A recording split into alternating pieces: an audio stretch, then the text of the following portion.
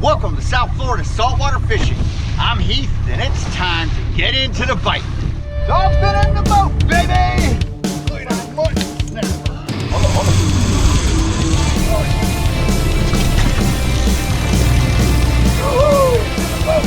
You having fun? Nice tail fish on a white bucktail jig. It will almost like that. That's a rosie right there, man.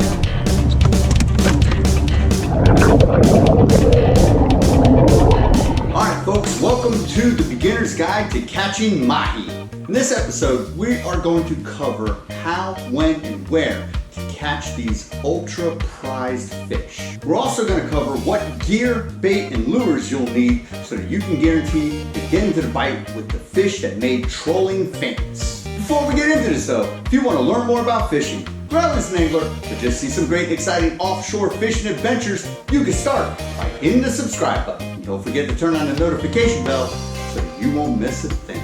Alright folks, so let's get right into this. We're going over how to catch mahi, also known as mahi mahi, and the technical name being dolphin or dolphin fish. So to get into the bite with these fish, we needed to know a couple of things about them. The first important fact is that mahi are one of the fastest growing fish in the ocean. A fish that weighs maybe a pound or two, measuring right around 16 inches, can be a legal fish, which is 20 inches from the tip of the lip to the fork of the tail, in just a matter of weeks. And within 6 months, that fish can weigh upwards of 30 to 40 pounds. That's how fast they grow, which means they're always eating. What's that equate to? It means they're a ferocious predator of the ocean. They eat everything in their path. Now, another fact that is going to help us understand mahi is that they're a transient fish. It means they're always migrating. They're never staying in one spot. They typically go with the current of the Gulf Stream, which is always heading north. However,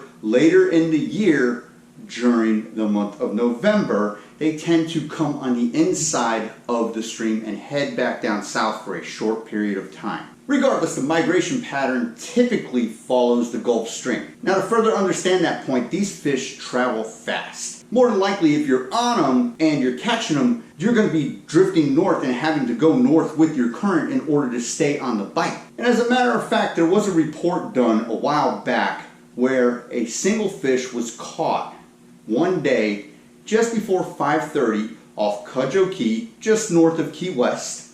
The next day, it was caught in the late morning by another captain off Elliott Key, 120 miles away. So what that means is we're going to have to travel out and know what time of year to go and get them. This way we can almost ensure we get into the bite. However, there are signs that you're going to need to know about what to look for. So first, the time of year. Dolphins show up in little packs known as schoolies.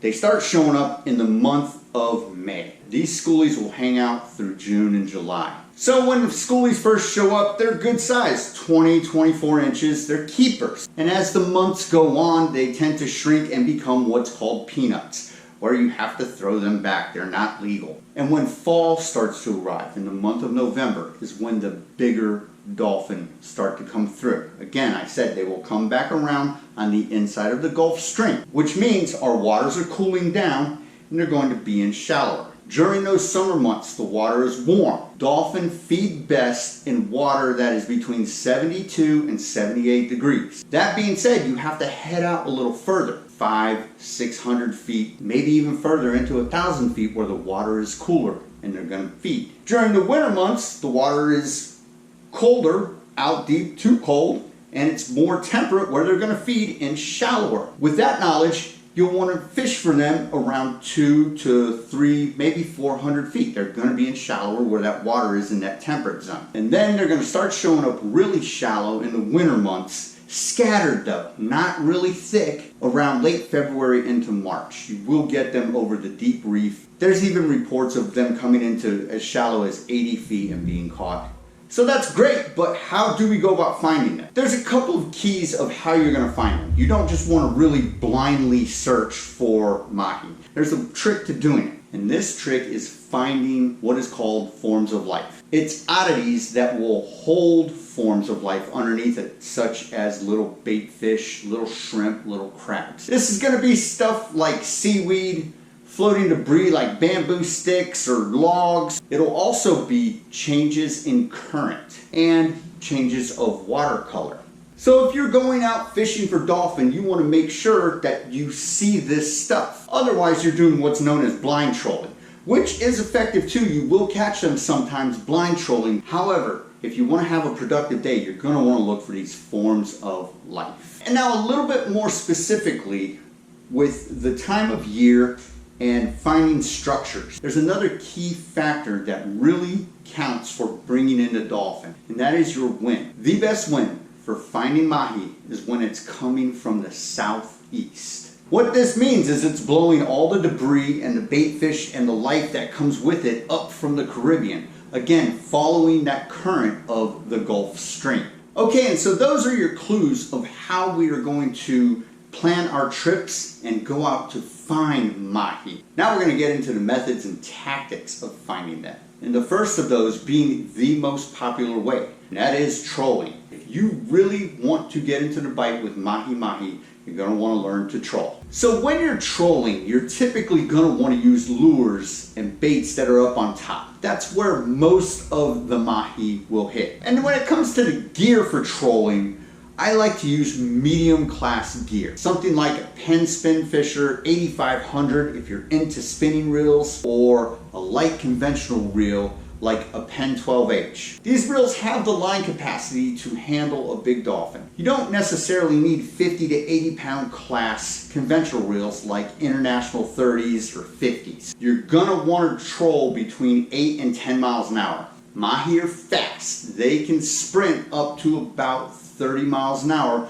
when they're chasing down and attacking food. You're not going to outrun these fish. Trolling is defined as the pursuit of actively hunting fish. You want this fish to chase down your lure and not have the time to examine it. And my favorite lure to catch mahi with is called a Boone Turbo Slammer.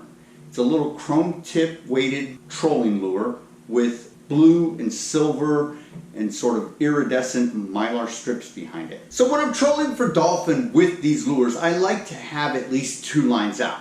If you've got outriggers and you've got the capabilities, definitely get out as many as you can. And you can also try different lures. You figure out what they're hitting. If they hit something different, let's say they hit a dolphin colored squirt squid, or they hit a pink and white skirt, definitely switch up to those colors because that's what they're gonna hit. I also like to troll bucktail jigs. I've caught a nice dolphin on bucktail jigs with light gear. Also, sometimes dolphin can be tricky when you're trolling. They might be a little picky about what they want to hit. So if they're not hitting lures, be sure you've brought out some ballyhoo. You can throw a ballyhoo on a sea witch, you can throw it out bare, you can put it on an islander and toss it in. And if they're not hitting the lures, they will more than likely hit the ballyhoo. Now, if you get a dolphin on and you wind them up, be sure you look for followers because they do tend to travel in schools. All right, so what we're going to do right now is take you out on the boat and get into the hookup with the mahi trolling.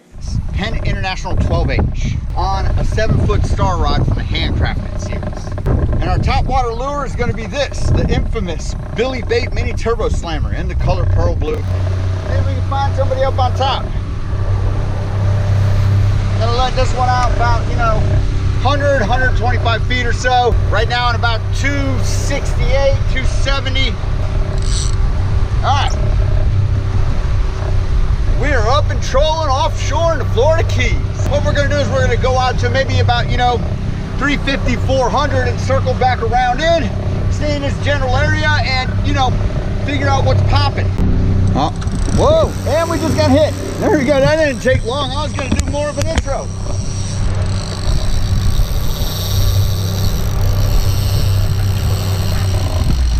Oh man, smoky, let's see what we got. Like I said, right around 270.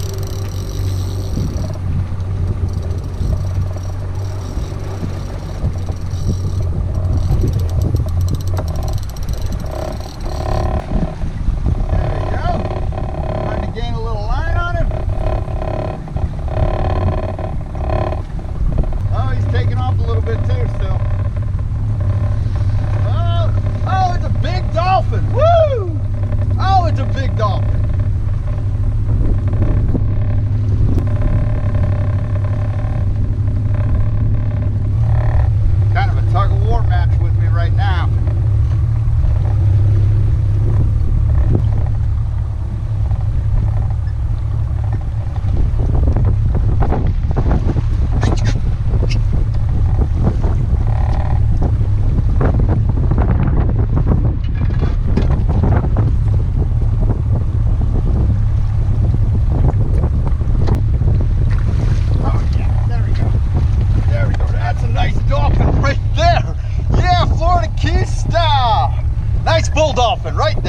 So that was some good old-fashioned fishing fun. Solid mahi. Out in the Florida Keys during November. Like I said, he was in shallow around 250 feet. Now for the next tactic of fishing for mahi mahi.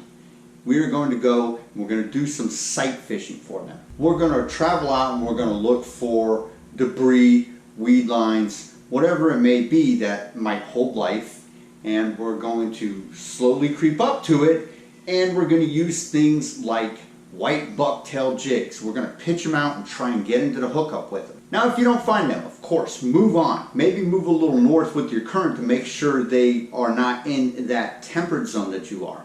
If you don't find them there, maybe head out further to the next weed line, or maybe head in shallower to one you may have seen in shallower. Mahi mahi, go where there's food. So let's say you run up to a weed line and there's no food there. You don't see little bait fish, you don't see anything. More than likely the mahi mahi aren't going to be there. They're looking for food. Remember, they travel a lot and they eat a lot. They're always expending energy and they need to replenish it. So when I'm sight fishing for mahi mahi, I like to use light tackle, like small yellowtail snapper spinners. Something like a Penn Spin Fisher 5500. Like to use 12-pound test with 20-pound fluorocarbon leader. And I like to use a half-ounce or a 3/4 ounce white bucktail jig. Pitch it out, and you're going to wind it in as fast as you can. The dolphin are going to chase it down and hit it, and that speed is going to help ensure that hookup. And also, while we're sight fishing, if we happen to get into the hookup with the dolphin, we can always hook up something like a sardine and pitch it out and just let it flatline and kind of free float in the water and see if one of them will run up and hit that. That way we are sort of upping our chances of getting into the hookup with multiple dolphin at one time. Alright, so we're going to head back out on the boat, show you what it's like to get into the hookup again with mahi mahi sight fishing. So what we're going to do is we're going to pitch out some spro jigs, some 3/4 ounce spro jigs, and we're going to flatline out some natural bait. See if we can find some mahi mahi to get into the bite with. So what we're going to do is we're going to cruise over to one of these selected weed patches, which there are many of, see if we can find some mahi hanging around them and get into the bite. Oh, I just had one follow me. Oh, there he is. They're following me. They're out there. Here we go. We're going to go again. Remember, as fast as you can.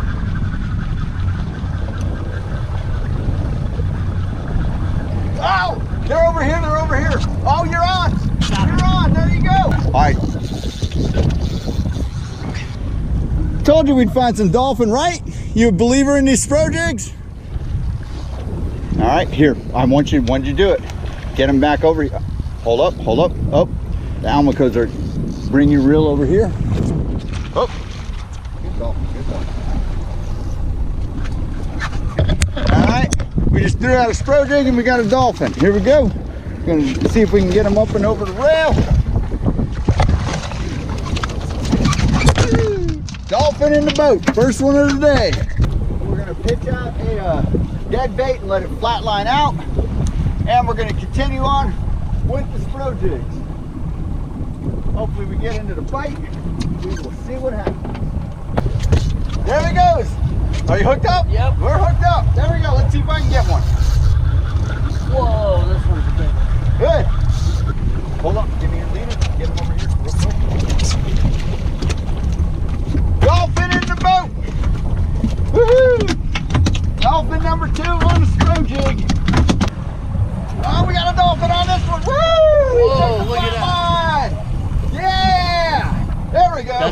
That's a nice one. That is how we do this, you know. Pitch out a flat line. Today we're gonna see if he'll hit a dead bait. Came up and shoot on it. Got to keep them options open all the time. Nice. Yep, that's a good one. Definitely a good one. Dolphin in the boat! Woohoo! And there you have it. That was a ton of fun. Sight fishing for mahi mahi. We landed on a patch of weeds and they were there from the get-go. And like I said, we tossed out a sardine on the flat line and one eventually took it. And now for the final tactic I'm gonna go over is somewhat sight fishing, but then again, it's somewhat sort of prodding the fish to come out and play. And that is chumming and chunking. So again, we're gonna identify forms of life. We're gonna go out and we're gonna chum. You can set in a chum bag. What I personally like to do is cut up little chunks of bonita, little morsels. And we're gonna have a rod and reel ready. Again, something like a light spinner with a single 2-0, 3-0 hook on it with a bigger chunk of bonita on it. You can also use squid, you can use sardines, you can use cut ballyhoo, anything that you've got, you can mix it up. We're gonna chunk.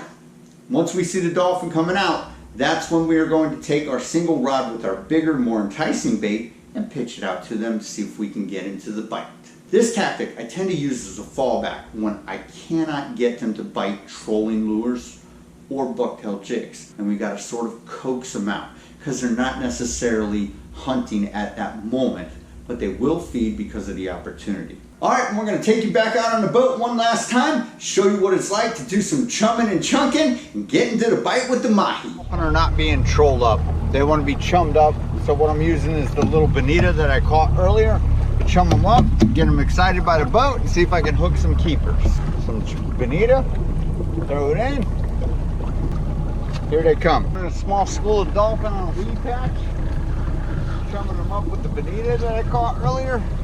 Hopefully there's some keepers, we'll see.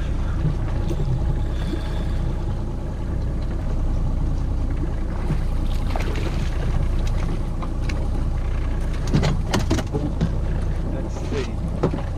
Using the fresh cut bonita that I caught earlier. I don't want the little guy. Want the big one. There we go, here we go, I got one on.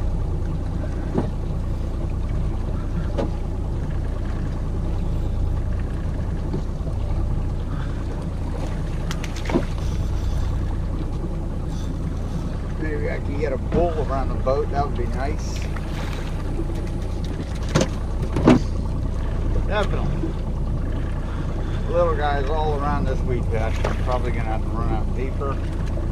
These guys aren't even anywhere near 12 or 20 inches.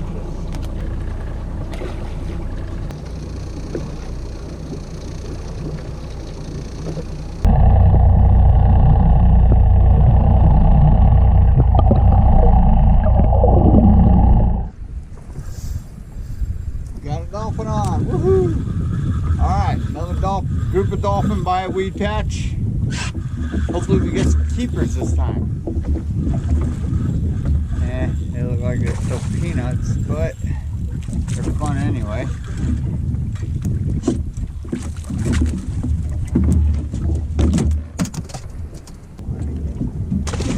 Alright, and that was a boatload of fun. The peanuts were out thick that day, but still, it was mahi-mahi, but still some great fishing, some fun catches. And constantly fishing for mahi like this lets you learn about the cycle of when the keepers are around and when those peanuts are around. Remember, I said, as the summer months go along, the dolphin are going to get smaller. And so those are the three most basic tactics I like to use when it comes to fishing for mahi. There's nothing more exciting than getting a hookup, hearing that line zing out, and getting someone addicted to fishing because of mahi.